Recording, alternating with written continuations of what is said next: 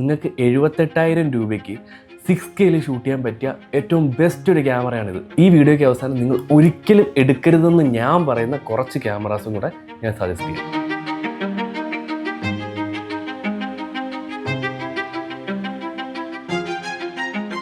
Friends, welcome back. This is me Brahma. So ഇന്നത്തെ ഒരു video എന്ന് പറഞ്ഞാൽ എൻ്റെ ഒരു സബ്സ്ക്രൈബർ എനിക്കൊരു കമൻറ്റ് വന്നായിരുന്നു. എനിക്ക് വരുന്ന ഓരോ കമൻറ്റും എനിക്ക് അത്രയും വാല്യബിളാണ്. അതുകൊണ്ട് ഞാൻ ഇങ്ങനെ ഒരു വീഡിയോ ചെയ്യാമെന്ന് വിചാരിച്ചത്.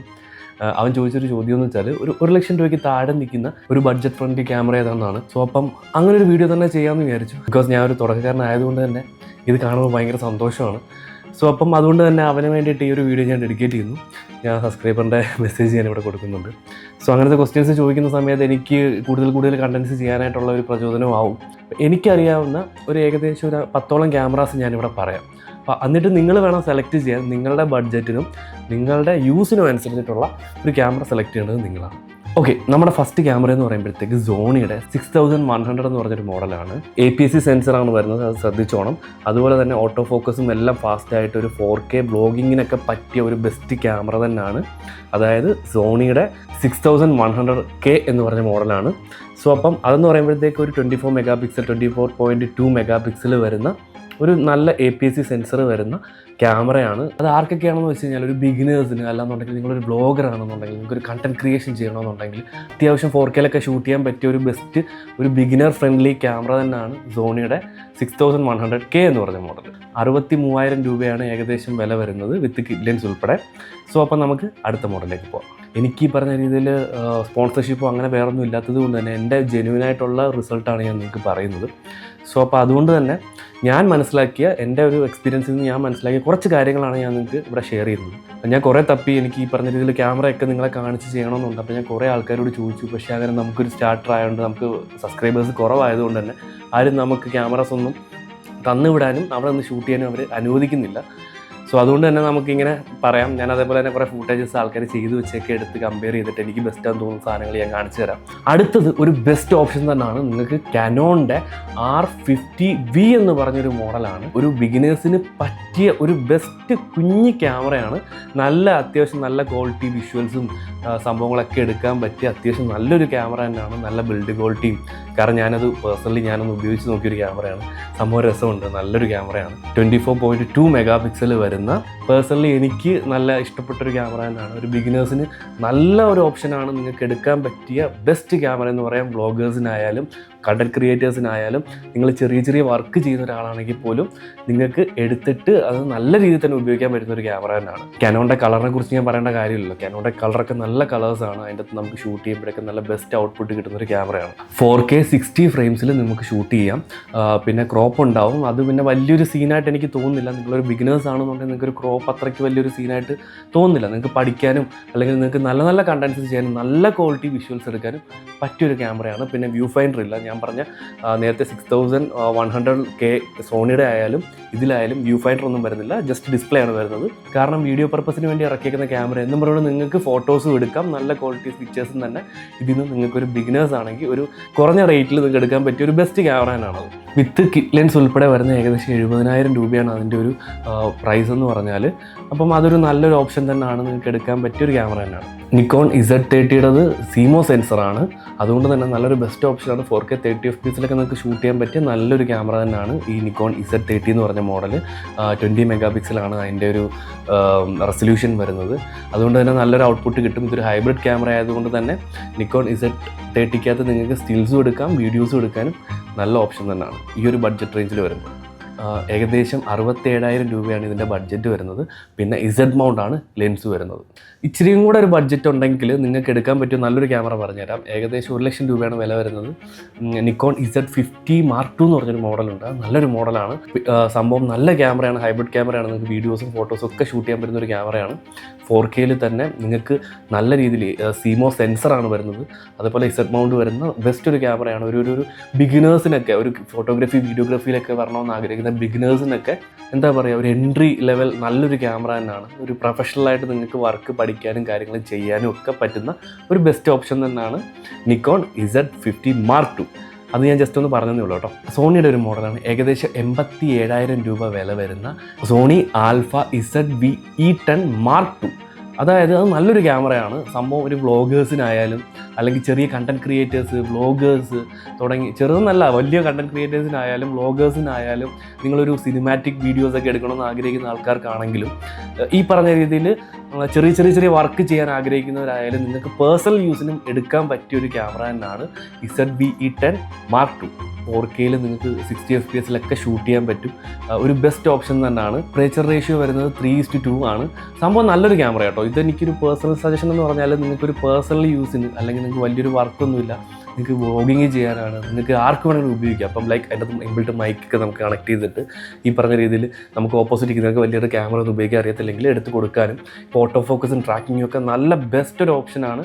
നിങ്ങളൊരു വ്ളോഗേഴ്സാണ് അല്ലെങ്കിൽ നിങ്ങൾക്കൊരു ചെറിയ എൻട്രി ലെവലിലുള്ള സംഭവങ്ങളൊക്കെയാണ് ചെയ്യാനുള്ളതെന്നുണ്ടെങ്കിൽ നിങ്ങൾക്കൊരു നല്ലൊരു ഓപ്ഷൻ തന്നെയാണ് ZV-E10 Mark II. ഒരു വലിയ ബ്രാൻഡ് ഫ്രീക്ക് അല്ല, ഓക്കെ, എല്ലാവരുടെയും പോകുന്നതിൻ്റെ പുറകെ പോകാൻ താല്പര്യമില്ല, നിങ്ങൾക്ക് നല്ല ഔട്ട്പുട്ട് കിട്ടാനാണെന്നുണ്ടെങ്കിൽ ഒരു 6K ക്യാമറ നിങ്ങൾക്ക് 78,000 രൂപയ്ക്ക് 6Kയിൽ ഷൂട്ട് ചെയ്യാൻ പറ്റിയ ഏറ്റവും ബെസ്റ്റ് ക്യാമറ ഫ്യൂജി ഫിലിംസിൻ്റെ XM5 എന്ന് പറഞ്ഞ മോഡൽ.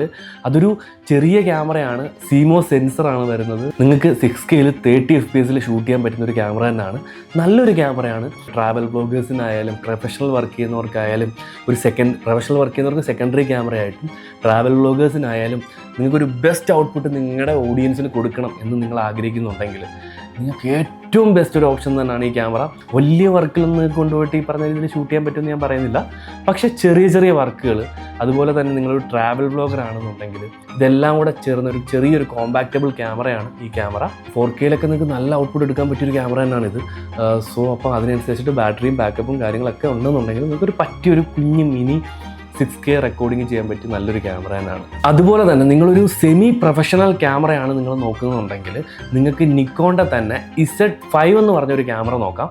അത് ഏകദേശം 80,000 രൂപയ്ക്ക് നിങ്ങൾക്കൊരു സെമി പ്രൊഫഷണൽ ക്യാമറയാണ് നിങ്ങൾക്ക് കിട്ടുന്നത്. സംഭവം ഫുൾ ഫ്രെയിം ക്യാമറയാണ്, CMOS സെൻസറാണ്, 4Kയിൽ ഷൂട്ട് ചെയ്യാം. നിങ്ങൾക്ക് അത്യാവശ്യം നല്ല ഒരു ഔട്ട്പുട്ട് കിട്ടുന്ന Z മൗണ്ട് വരുന്ന നിക്കോണിൻ്റെ ഏറ്റവും ബെസ്റ്റ് ഒരു ഓപ്ഷൻ തന്നെയാണ് നിക്കോൺ Z5 എന്ന് പറഞ്ഞത്. ഇതിൻ്റെ ബോഡി മാത്രമാണ് വില വരുന്നത്, ലെൻസും കാര്യങ്ങളും വരുമ്പോൾ സെപ്പറേറ്റ് റേറ്റ് വരും. സംഭവം എനിക്ക് ക്യാമറ കിട്ടിയിട്ടില്ല, എനിക്ക് കൈ കിട്ടി ഷൂട്ട് ചെയ്ത് നിങ്ങളെ കാണിക്കാനായിട്ടുള്ള ഓപ്ഷൻ ഇല്ലാത്തത് കൊണ്ടാണ് ഞാൻ ഇങ്ങനെ പറയുന്നത്. അപ്പം ഇതൊരു നല്ലൊരു ഓപ്ഷൻ തന്നെയാണ് നിങ്ങൾക്ക് ഷൂട്ട് ചെയ്യാൻ പറ്റിയ.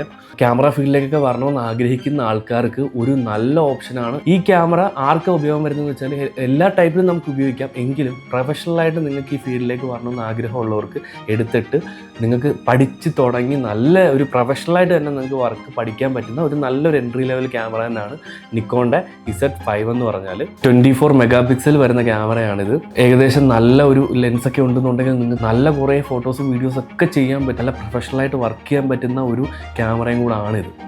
അപ്പം കൺസിഡർ ചെയ്യാൻ പറ്റിയ നല്ലൊരു ഓപ്ഷനാണ് നിക്കോൺ Z5 എന്ന് പറഞ്ഞ മോഡൽ. നിങ്ങൾ ഈ സോണി ഇതെന്ന് പറഞ്ഞിട്ട് നിങ്ങൾ ബ്രാൻഡിൻ്റെ പുറകെ മാത്രം പോകാതെ കൊടുക്കുന്ന പൈസയ്ക്ക് വെറുത്തായിട്ടുള്ള ഔട്ട്പുട്ട് തരുന്ന പ്രോഡക്റ്റുകൾ വാങ്ങിച്ച് ഉപയോഗിക്കാനാണ് ഞാൻ പറയുന്നത്.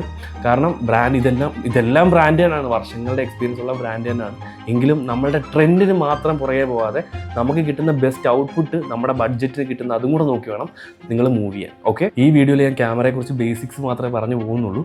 ഏതെങ്കിലും ക്യാമറയെക്കുറിച്ച് നിങ്ങൾക്ക് ഡീറ്റെയിൽ ആയിട്ട് അറിയണം, അതിൻ്റെ ഡ്രോബാക്സും അതിൻ്റെ നല്ല വശങ്ങളും എല്ലാം അറിയണമെന്നുണ്ടെങ്കിൽ കമൻറ്റ് ഇട്ടാൽ ഞാൻ അതിനെക്കുറിച്ചും ഞാൻ പറയാം. ഇതൊക്കെയാണ് ഒരു ബഡ്ജറ്റ് ഫോൺ. 1,00,000 രൂപയ്ക്ക് താഴെ ഒരു റേറ്റുള്ള കുറച്ച് ക്യാമറ എന്ന് പറഞ്ഞാൽ 1,00,000 രൂപയ്ക്ക് മേളിൽ കുറച്ചും കൂടെ പൈസ, അതായത് ഏകദേശം ഒരു 1.5, 1.10, 1.15, 1.20 അതുപോലെ 1.5ക്ക് താഴെ നിങ്ങൾക്കൊരു എടുക്കാൻ പറ്റിയ entry level best semi professional ക്യാമറകൾ ഏതൊക്കെയാണ് നമുക്ക് നോക്കാം. അവിടെ ഫസ്റ്റ് തന്നെ ഞാൻ പറയാൻ പോകുന്നത് ഫ്യൂജി ഫിലിംസിൻ്റെ XT30 എന്ന് പറഞ്ഞ മോഡലാണ്. ഈ XT30 എന്ന് പറഞ്ഞാൽ നല്ലൊരു ക്യാമറയാണ്.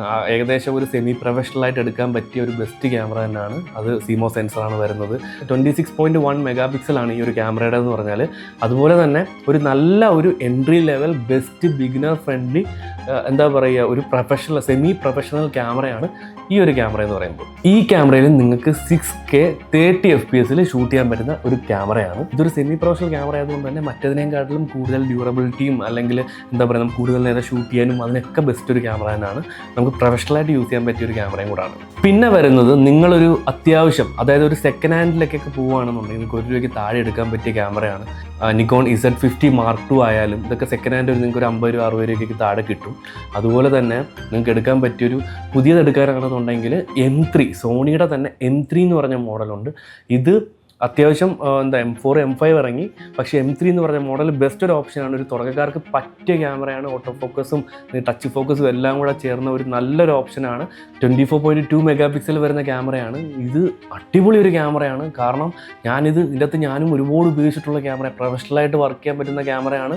ഇപ്പം ഈ പറഞ്ഞ രീതിയിൽ M5 ഒക്കെ ഇറങ്ങിയിട്ടുണ്ടെങ്കിലും M3ക്കും നല്ല ഔട്ട്പുട്ട് കിട്ടുന്ന ഒരു ക്യാമറയാണ്. നിങ്ങളൊരു ട്രാവൽ വ്ളോഗറാണ്, നിങ്ങൾക്ക് നല്ലൊരു സിനിമ, ചെറിയൊരു മിനി ഷോർട്ട് ഫിലിംസ് കാര്യങ്ങളൊക്കെ ചെയ്യാനും ഒക്കെ പറ്റുന്ന നല്ല പ്രൊഫഷണൽ, സോണിയുടെ പ്രൊഫഷണൽ ക്യാമറ തന്നെ, ഒരു സെമി പ്രൊഫഷണൽ ക്യാമറ തന്നെയാണ് ഈ പറഞ്ഞ M3 എന്ന് പറഞ്ഞ മോഡൽ. അത് നിങ്ങൾക്ക് കൺസൾട്ട് ചെയ്യാം. നിങ്ങൾക്കൊരു 50 രൂപ 60 രൂപയ്ക്ക് നിങ്ങൾക്ക് സെക്കൻഡ് ഹാൻഡ് നല്ല ക്യാമറ കിട്ടും. എന്തായാലും നിങ്ങൾക്ക് വേണമെന്നുണ്ടെങ്കിൽ സജസ്റ്റ് ചെയ്യാൻ പറ്റുന്ന ഒരു ക്യാമറ തന്നെയാണ് M3 എന്ന് പറഞ്ഞാൽ. നല്ല ബെസ്റ്റ് ഔട്ടാണ്. കാരണം ഞാൻ പേഴ്സണലി ഉപയോഗിച്ചിട്ടുള്ള ക്യാമറ, ഒരുപാട് വർക്ക് ചെയ്യാൻ ഉപയോഗിച്ചിട്ടുള്ള ക്യാമറയാണ്.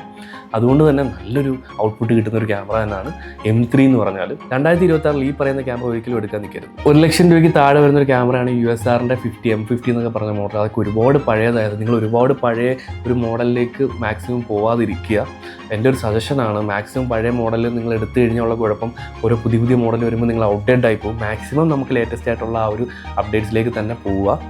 അപ്പം M50 എന്ന് പറഞ്ഞ മോഡൽ ഞാൻ സജസ്റ്റ് ചെയ്യുന്നില്ല ആർക്കും. പക്ഷേ കൊള്ളാം, നല്ല ക്യാമറയാണ്, കുഴപ്പമില്ലാത്ത ക്യാമറയാണെങ്കിലും ഞാൻ സജസ്റ്റ് ചെയ്യുന്നില്ല. ഒരുപാട് കാലം പഴയ ക്യാമറയാണ്. പിന്നെ R10 എന്ന് പറഞ്ഞൊരു കാനോണിൻ്റെ ഒരു മോഡലുണ്ട്. അതും മാക്സിമം ആരും എടുക്കാതിരിക്കുക എന്നുള്ള എൻ്റെ സജഷനാണ്. ഞാൻ കാനോണിനെ അടച്ചു കരുത്തല്ല. കാനോണിൻ്റെ തന്നെ ഒരുപാട് മോഡൽസ് ഞാനിവിടെ പറഞ്ഞു എടുക്കാൻ വേണ്ടിയിട്ട്. പക്ഷേ ഇത് മാക്സിമം എടുക്കാതിരിക്കുന്നതാണ് നല്ലത്. കാരണം പഴയതായി. പിന്നെ R50 എന്ന് പറഞ്ഞ മോഡലുണ്ട്. അതും മാക്സിമം എടുക്കാതിരിക്കുക. എൻ്റെ ബാക്കിൽ ലൈറ്റാണ് കേട്ടോ, പോയി പറഞ്ഞിട്ട് കാര്യമില്ല. ഓക്കെ, പിന്നെ വരുന്നത് സോണിയുടെ തന്നെ ഞാൻ M3 പറഞ്ഞു, M2 ഉണ്ട്. M2 version maximum എടുക്കാതിരിക്കുക. കാരണം അതിൻ്റെ അകത്തിട്ട് ഈ പറഞ്ഞ നമുക്ക് വീഡിയോ ഒക്കെ എടുക്കുന്ന സമയത്ത്, ഫോട്ടോസ് എടുക്കാൻ നല്ല ക്യാമറയാണ്, പക്ഷേ വീഡിയോസ് എടുക്കുന്ന സമയത്ത് നിങ്ങൾക്ക് അതിനകത്ത് ടച്ച് ഫോക്കസ് ട്രാക്കിങ് കാര്യങ്ങളൊന്നും നിങ്ങൾക്ക് കിട്ടത്തില്ല. അതുകൊണ്ട് അങ്ങനത്തെ ക്യാമറയിലേക്ക് പോകാതിരിക്കുക. പിന്നെ കാനോണിൻ്റെ ആയാലും നിക്കോണിൻ്റെ ആയാലും സോണിയുടെ ആയാലും QGയുടെ ആയാലും ഓൾഡ് പഴയ മോഡലുകളിലേക്ക് മാക്സിമം പോകാതിരിക്കുക. കാരണം അതിൻ്റെ ഔട്ട്പുട്ടും കളർ സയൻസും കാര്യങ്ങളൊക്കെ ഒരുപാട് മാറിയിട്ടുണ്ട് പല രീതിയിലും. ഞാൻ ഈ പറഞ്ഞ മോഡലുകളൊക്കെ നിങ്ങൾ കൺസിഡർ ചെയ്യുക. മാക്സിമം ഞാൻ പറയാം, നിങ്ങളുടെ ഒരു ഉപയോഗത്തിനനുസരിച്ച് മാത്രം ക്യാമറ എടുക്കാനേ ഞാൻ പറയുള്ളൂ. നിങ്ങൾക്ക് എന്താണ് ഉപയോഗം, നിങ്ങളൊരു ട്രാവൽ വ്ളോഗർ ആണെങ്കിൽ അതിനനുസരിച്ച് എടുക്കുക. നിങ്ങളൊരു പ്രൊഫഷണൽ യൂസർ ആണെങ്കിൽ സെമി പ്രൊഫഷണൽ ക്യാമറാസ് എടുക്കുക. ഒരു ബിഗിനർ ആണെങ്കിൽ സെമി പ്രൊഫഷണൽ ക്യാമറ എടുക്കുക. പ്രൊഫഷണലായിട്ട് വർക്ക് ചെയ്യാൻ ആഗ്രഹിക്കുന്ന ആൾക്കാരാണെന്നുണ്ടെങ്കിൽ, നിങ്ങളുടെ ക്യാഷ് ഉണ്ട്, നിങ്ങളുടെ കയ്യിൽ പൈസ ഉണ്ടെന്നുണ്ടെങ്കിൽ പ്രൊഫഷണലായിട്ടുള്ള ക്യാമറയിലേക്കൊക്കെ പോവുക. നിങ്ങൾക്ക് ഏതെങ്കിലും ക്യാമറയെക്കുറിച്ച് സ്പെഷ്യലായിട്ട് അറിയണമെന്നുണ്ടെങ്കിൽ നിങ്ങൾക്ക് കമൻറ്റ് ചെയ്ത് കഴിഞ്ഞാൽ ഞാൻ അതനുസരിച്ച് പറഞ്ഞുതരാം. സോ അപ്പോൾ ഇതൊക്കെയാണ് ഒരു ചെറിയ വീഡിയോ ആയിട്ട് തുടങ്ങിയത്. എനിക്ക് വലിയൊരു വീഡിയോ ആയി തോന്നുന്നു. ഞാൻ മാക്സിമം ചെറുതാക്കാൻ ശ്രമിക്കാം. Stay tune and keep watching. This is me Brahma, signing out.